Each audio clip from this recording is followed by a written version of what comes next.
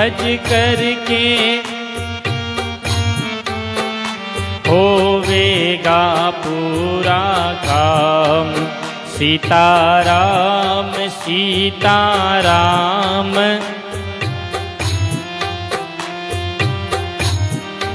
राधे श्याम श्याम राधे। सियावर रामचंद्र भगवान की जय। रामं रामानुजं सीता भरतं भरतानुजं सुग्रीवं वायुसूनुं च प्रणमामि पुनः पुनः। सरस्वती नमस्तुभ्यं वरदे कामरूपिणी।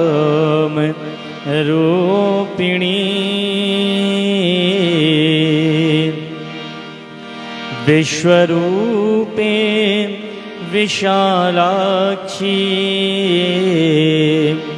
विद्यां देहि सरस्वती। बंदहूँ तुलसी के चरण जिनकिन्हों जग काज।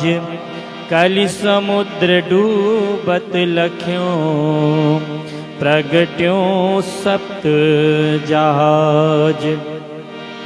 अखंड मंडलाकारं व्याप्तं येन चराचरं।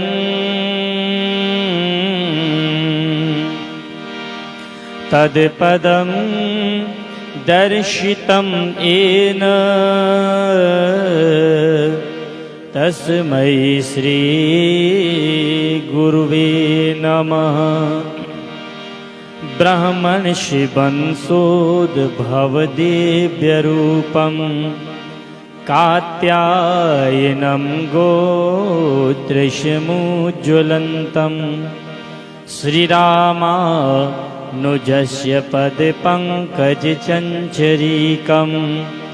श्रीशिवमङ्गलस्य चरणो शरणं प्रपद्ये। बोलो सियावर रामचंद्र भगवान की जय।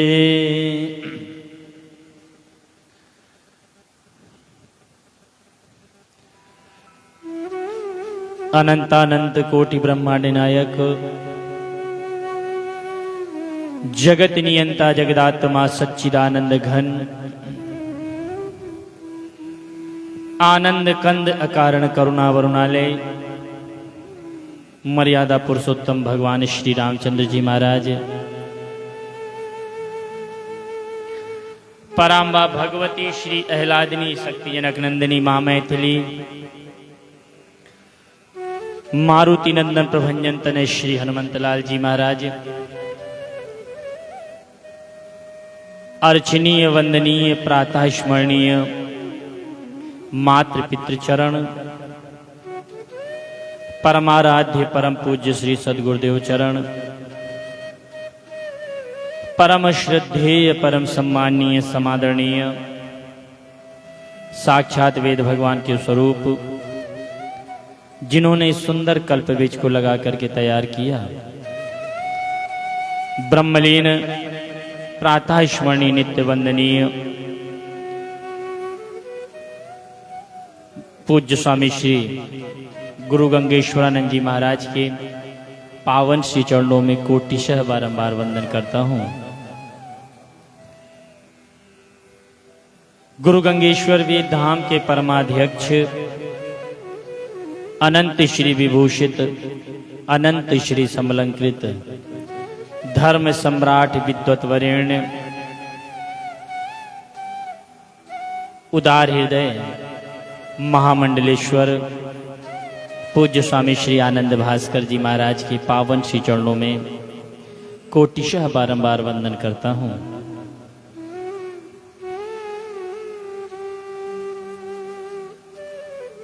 उदार हृदय, परम सम्माननीय, समादरणीय,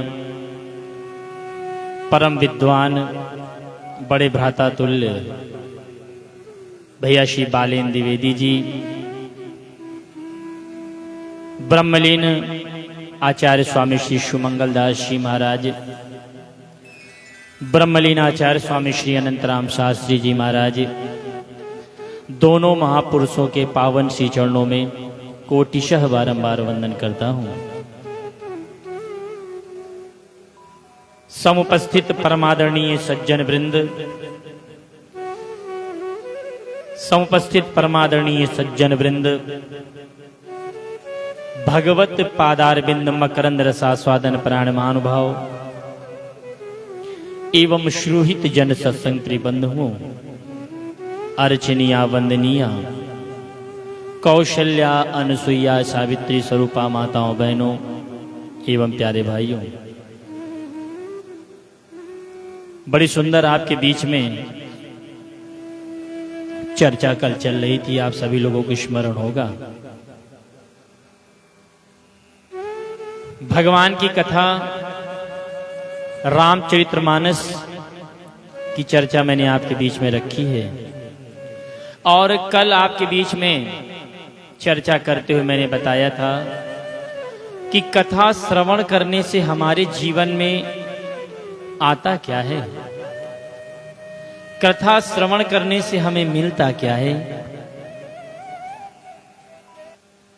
प्यारी आत्माओं, जीवन का निष्कर्ष यही है, प्रभु प्रेम में लग जाना। आओ सब मिल बैठो प्यारे, राम कथा सुनकर जाना। तो भगवान की कथा सुनने से हमारे जीवन में आता क्या है। कल मैंने आपको राजा परीक्षित की कथा सुनाई थी कि राजा परीक्षित को 7 दिन कथा श्रवण करने के बाद मिला क्या। जिस समय सुखदेव भगवान ने ये पूछा, परीक्षित तुमने 7 दिन कथा सुनी, तुम्हें मिला क्या कथा सुनने से। राजा परीक्षित ने कहा, गुरुदेव मैं मरूंगा ऐसी पशुवत बुद्धि मेरे अंदर से समाप्त हो गई है। प्यारी आत्माओं, तो कथा श्रवण करने से हमारे जीवन में जो बदलाव आता है, जीवन जीने की जो कला होती है, हमारे अंदर वो चीजें आएगी कहां से, जब हम सत्संग में जाएंगे, है ना। कल मैंने आपको एक बात बताई थी, उत्तम बने विचार यही मतलब है राम कथा का। अच्छा, आप लोगों से एक बात पूछूं, सच बताना, अभी अगर यहां कोई कुत्ता आकर के बैठ जाए तो आप उसे बैठने दोगे, है ना। तुरंत भगा देंगे यहां से। तो भगवान, ये जो मानव जीवन मिला है ना हमें, जो मानव शरीर हमें आपको प्राप्त हुआ है, इस मानव जीवन में ही भगवान की कथा हम सुन सकते हैं। प्यारी आत्माओं, इसीलिए गोस्वामी तुलसीदास जी महाराज कहते हैं, बड़े भाग मानुष तन पावा, है ना। गोस्वामी जी ने ये नहीं कहा कि बड़े भाग कुत्ता तन पावा, है ना, बड़े भाग बिल्ली तन पावा, है ना। प्यारी आत्माओं, बड़े भाग मानुष तन पावा। ये जो मानव शरीर है, इस मानव शरीर में 2 काम हम करने का हमें जो अधिकार मिला है। एक, तुम जो मानव शरीर मिला है, इससे हम अपने जीवन का भोग भी कर रहे हैं और आगे आने वाला जो हमारा समय है, हमें उस मार्ग को प्रशस्त करने का भी मौका मिलता है। जो हम पिछले जन्म में करके आए हैं उस भोग को हम भोग रहे हैं, लेकिन आगे का जो हमारा जीवन है अगर हमें उसे बनाना है तो वो अवसर हमें सिर्फ मानव जीवन में ही मिलता है। और इसी मानव जीवन में भगवान की कथा जो मिलती है ये बड़े भाग्य से मिलती है। प्यारी आत्माओं, क्यों?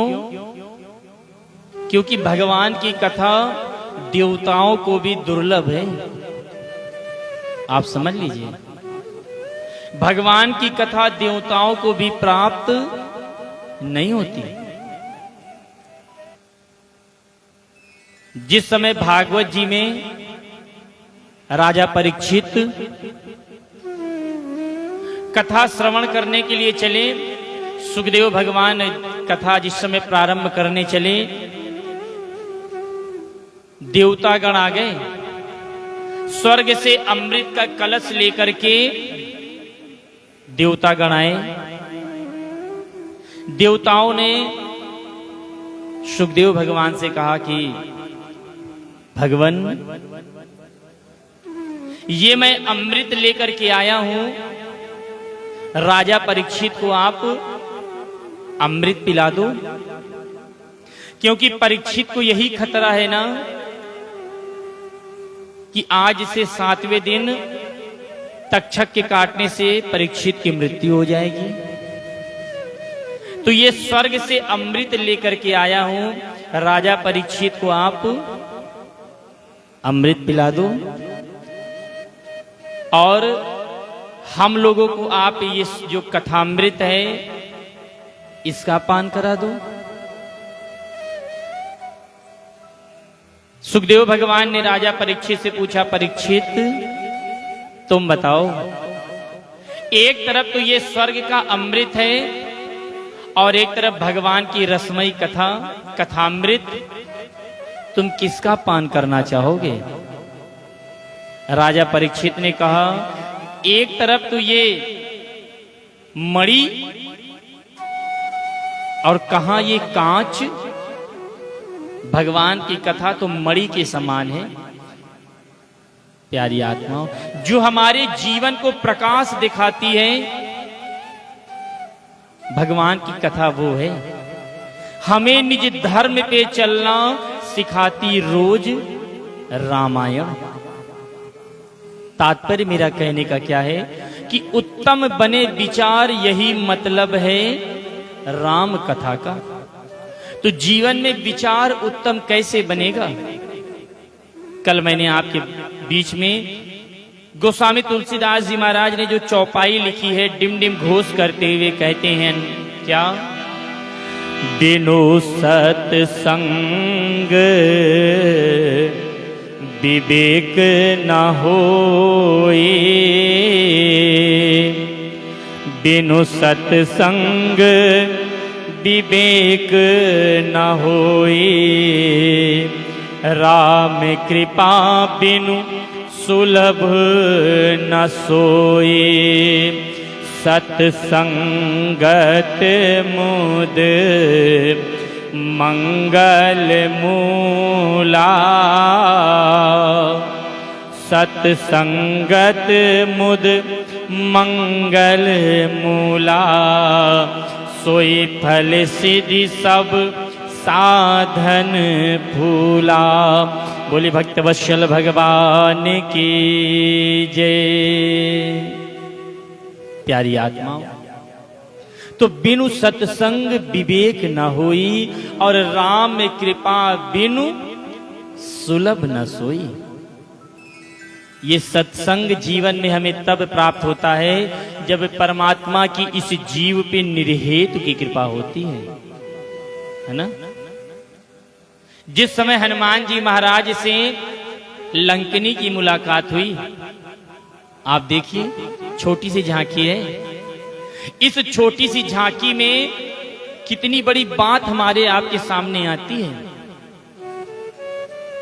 जिस समय लंकिनी से हनुमान जी की मुलाकात हुई, एक घूंसा जब हनुमान जी का लंकिनी पे पड़ा, वो लंकिनी जो कुछ देर पहले हनुमान जी को सठ और चोर कह करके संबोधित कर रही थी, प्यारी आत्माओं, वही लंकिनी कहती है, हे हनुमान जी, अब मुझे पता चल गया है। क्या पता चल गया? तात स्वर्ग अपवर्ग सुख धैर्य तुला एक अंग, तुलनता ही सकल मिले जो सुख लव सत्संग। बोली भक्तवत्सल भगवान की जय। वो लंकनी कह रही है, तात स्वर्ग अपवर्ग सुख धैर्य तुला एक अंग। जीवन के सारे सुख तराजू के एक पड़रे पर रख दिया जाए और भगवान की कथा एक पड़रे पर रख दिया जाए। प्यारी आत्माओं, संसार के सारे भौतिक सुख हल्के पड़ जाएंगे भगवान की कथा के सुख के आगे। प्यारी आत्माओं, ये संसार के जो भौतिक सुख हैं, ये क्षणिक सुख हैं, जो आएगा और उसके बाद चला जाएगा, है ना। लेकिन जो भगवान की कथा का जो आनंद है, वो आनंद कभी जीवन से जाने वाला नहीं है। राम प्यारे से जिसका संबंध है, उसे हर घड़ी आनंद ही आनंद है। लेकिन उसके लिए हमें सत्संग में आना पड़ेगा।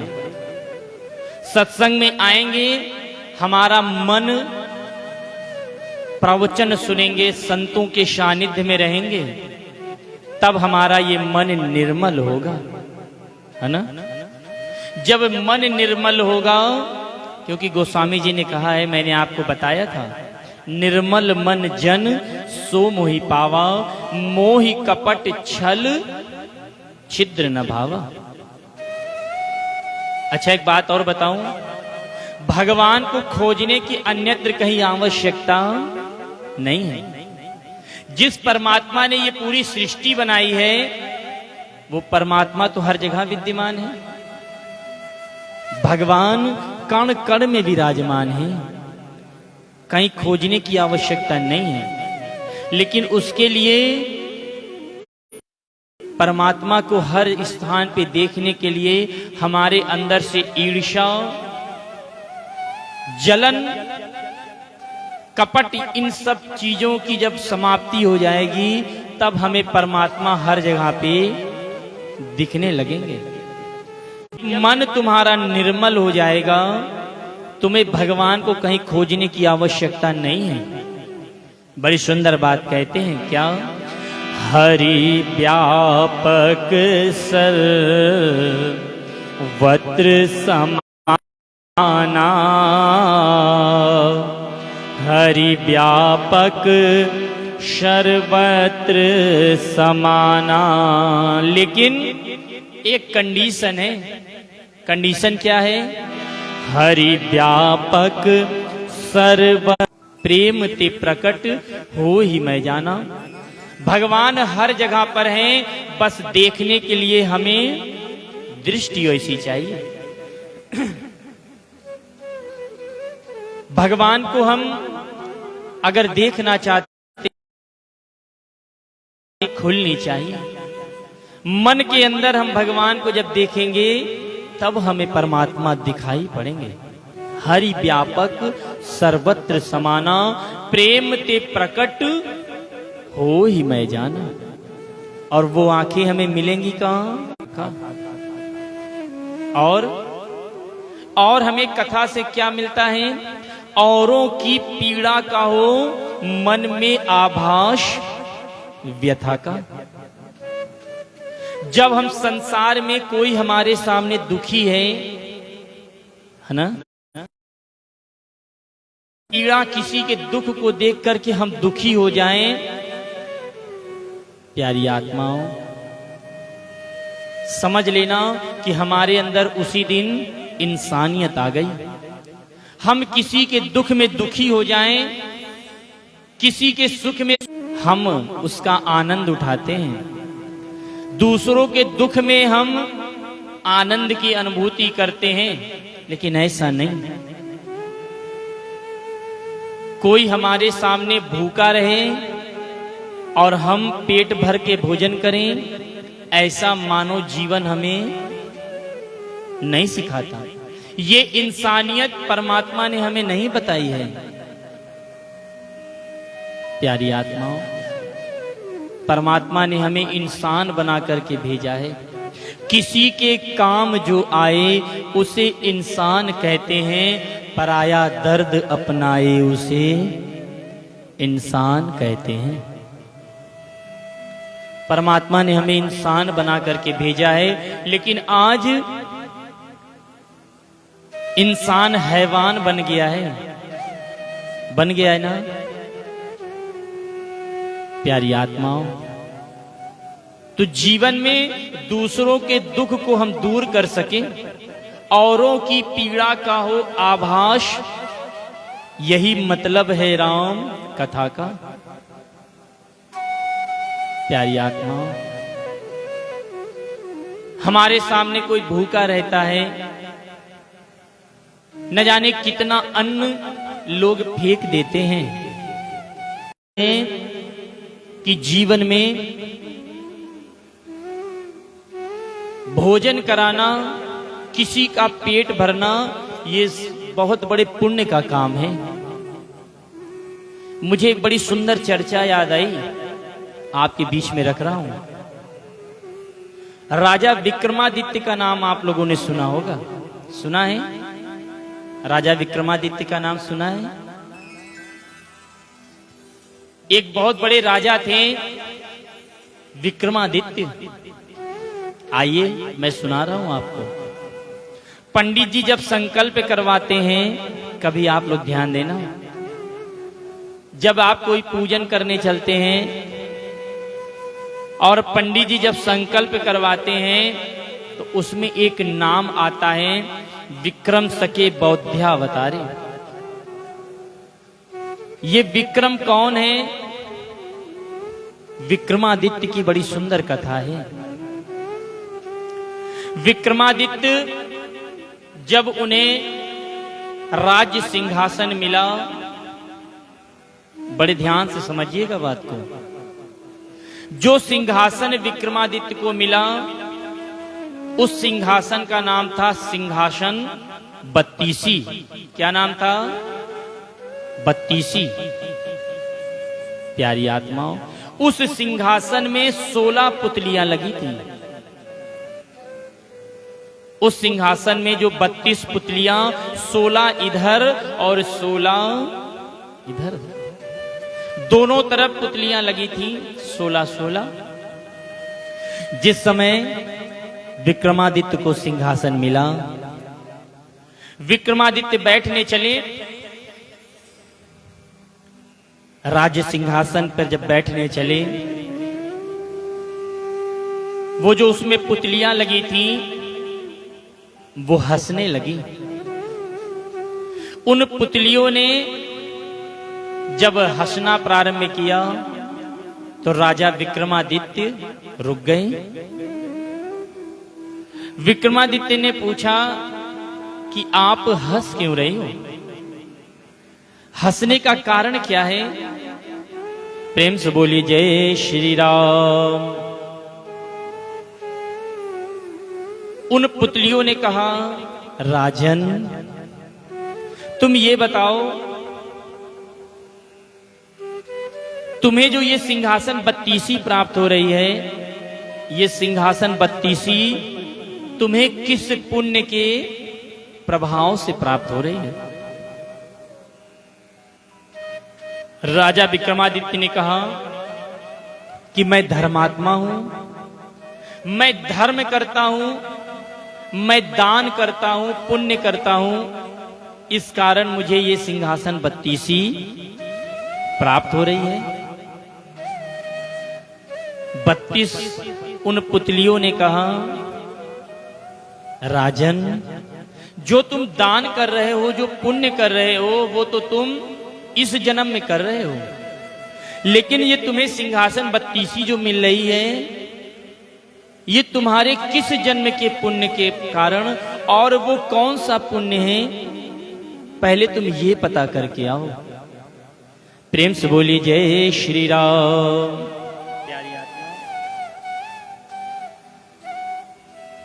राजा विक्रमादित्य ने कहा, अच्छी बात है। विक्रमादित्य चल पड़े पता लगाने के लिए। जंगल जंगल, पर्वत पर्वत विक्रमादित्य घूमने लगे, ये पता करने के लिए कि सिंहासन 32 मुझे किस पुण्य के प्रभाव से मिल रही है।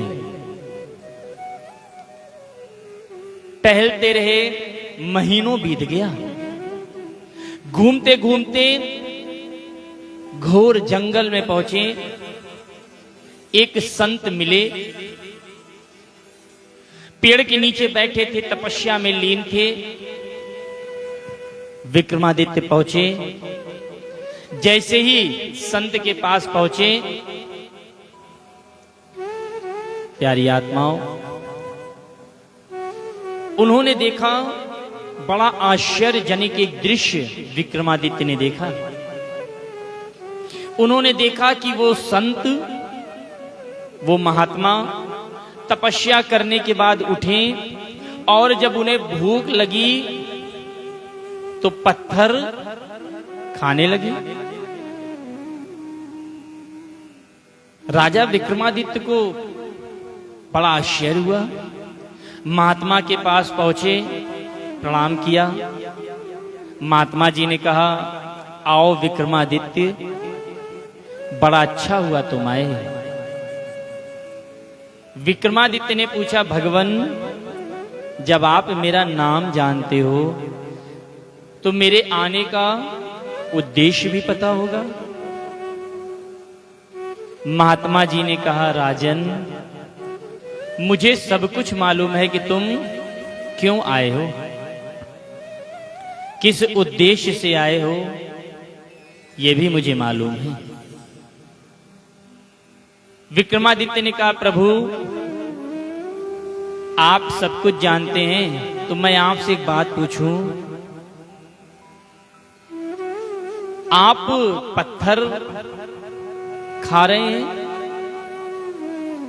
महात्मा जी ने कहा, तुम्हारे सारे सवालों का जवाब, तुम यहां से आगे जाओ, तुम्हें एक महात्मा और मिलेंगे।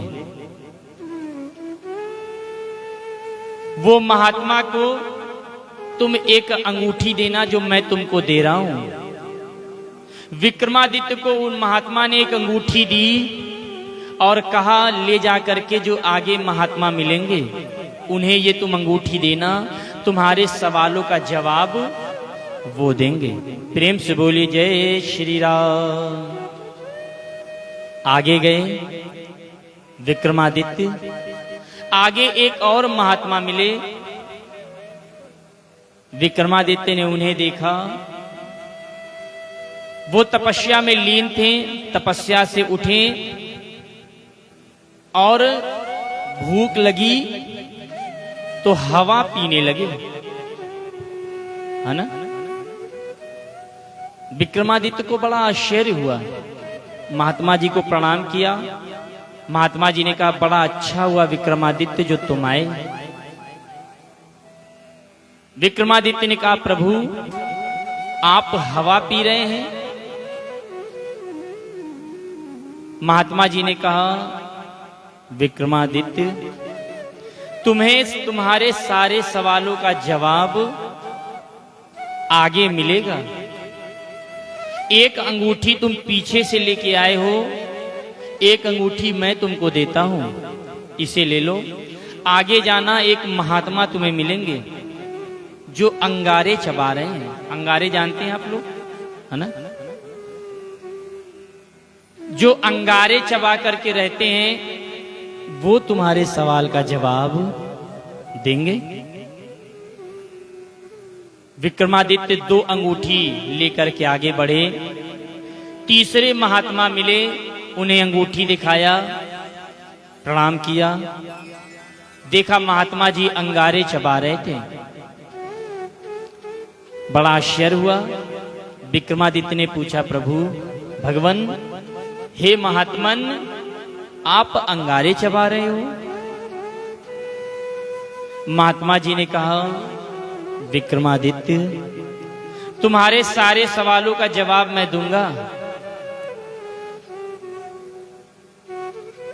तुम्हारे सारे सवालों का जवाब तुम्हें मिलेगा। 2 अंगूठी तुम पीछे से लेके आए हो, 1 अंगूठी मैं तुमको और देता हूं। इन 3 अंगूठी को लेकर के तुम आगे जाना। एक राजा की राजधानी है, उस राजा के घर में संतान जन्म लेती है और जन्म लेने के साथ ही उसकी मृत्यु हो जाती है। तुम जाकर के राजा से कहना कि आज रात्रि तुम्हारे घर में संतान जो होगी, तुम उसे अपने पास बुलवाना। तुम राजा से कहना कि आज मैं उस बालक को जीवित कर दूंगा, उसे मरने नहीं दूंगा। प्यारी आत्माओं, विक्रमादित्य चले, राजा की राजधानी पहुंचे। राजा को संदेशा भिजवाया कि जाकर के राजा से बता दो कि विक्रमादित्य आए हैं। राजा को यह पता चला कि विक्रमादित्य हमारे राजधानी में आए हैं। आगे बढ़कर के स्वागत किया विक्रमादित्य का। विक्रमादित्य ने राजा से कहा, राजन, आज तुम्हारी पत्नी के गर्भ से जो बालक होगा, तुम उसे सबसे पहले मेरे पास लाना। मुझे ये मालूम है कि तुम्हारे घर में बालक जन्म लेता है और जन्म लेते ही वो मर जाता है, लेकिन आज मैं उसे जीवित कर दूंगा, तुम चिंता मत करो। प्यारी आत्माओं, रात्रि के समय बालक ने जन्म लिया। वो राजा उस बालक को लेकर के आए विक्रमादित्य के पास में। विक्रमादित्य ने वो जो 3 अंगूठी पीछे से लेकर के आए थे, जैसे ही उस बालक को दिखाया, वो बालक हंसने लगा। वो बालक हंसते हुए बोला, बड़ा अच्छा हुआ विक्रमादित्य जो तुम पधारे। प्रेम से बोली जय श्री राम। प्यारी आत्माओं, विक्रमादित्य ने कहा, भगवान, जब आप मेरा नाम जानते हैं तो मेरे आने का उद्देश्य भी पता होगा।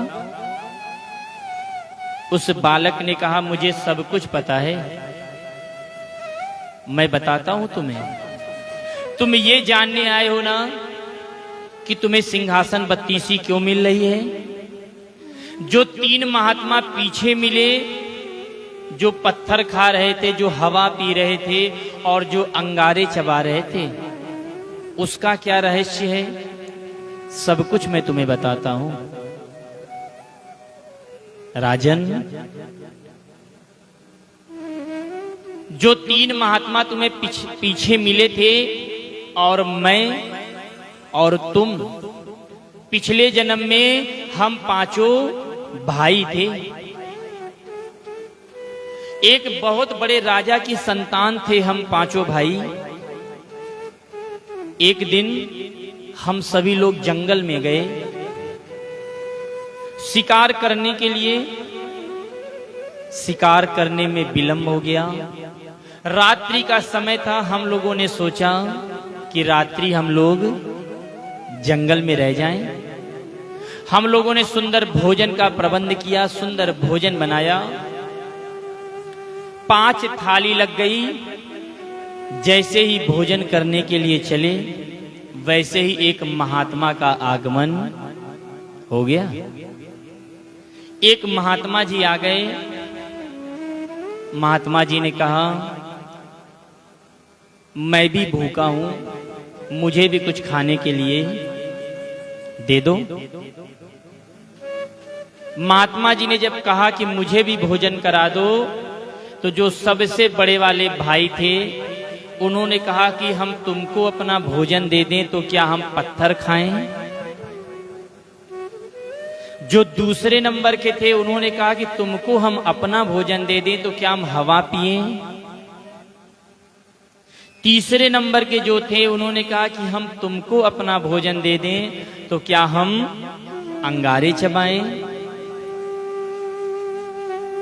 चौथे नंबर पे हम थे।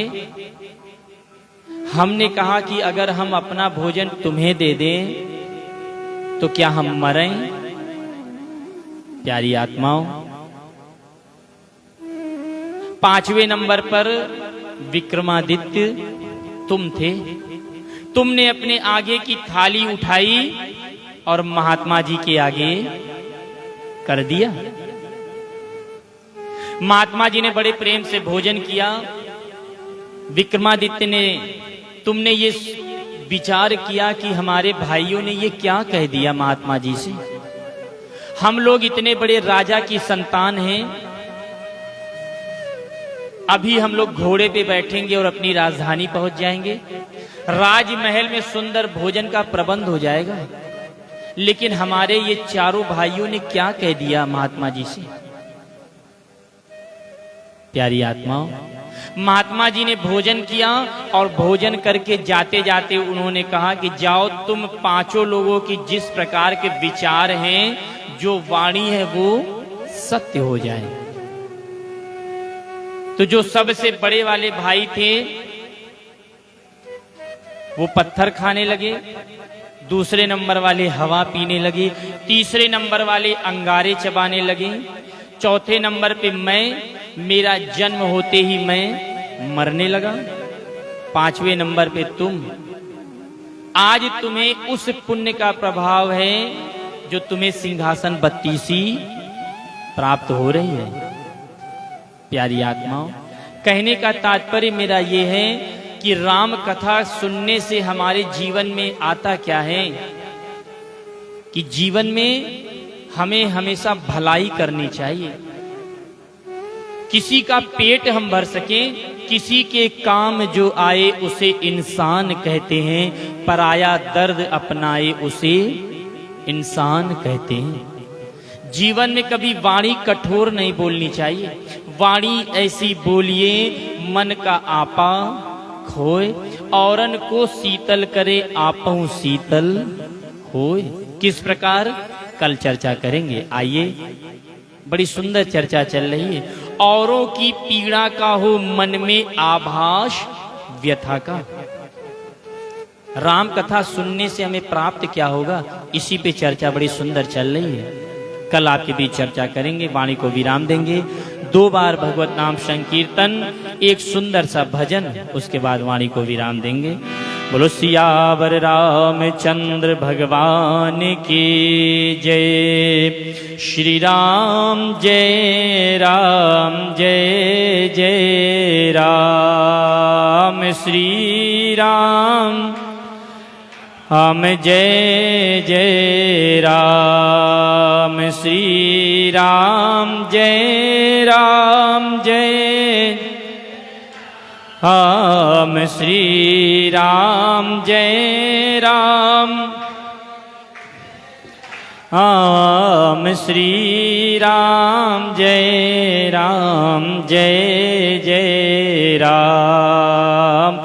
श्री राम जय राम जय राम। श्री राम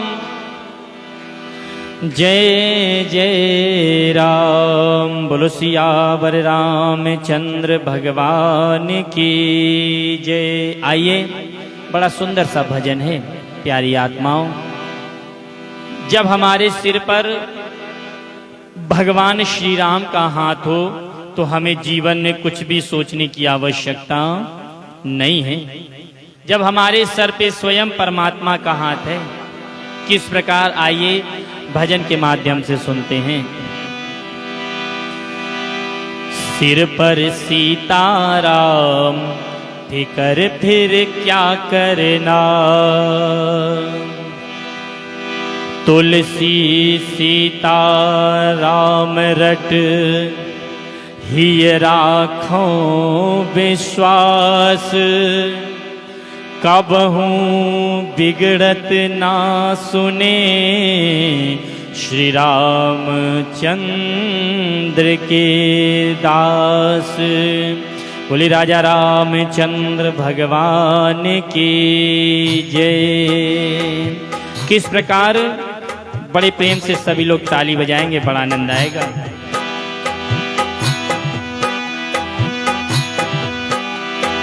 सिर पर सीताराम फिकर फिर क्या करना, सिर पर सीताराम फिकर फिर क्या करना, बिगड़ बनेंगे काम फिकर फिर क्या करना, तेरे बिगड़ बनेंगे काम फिकर फिर क्या करना, क्या करना क्या करना, फिकर फिर क्या करना। सिर पर सीताराम फिकर फिर क्या करना, तेरे बिगड़ बनेंगे काम फिकर फिर क्या करना।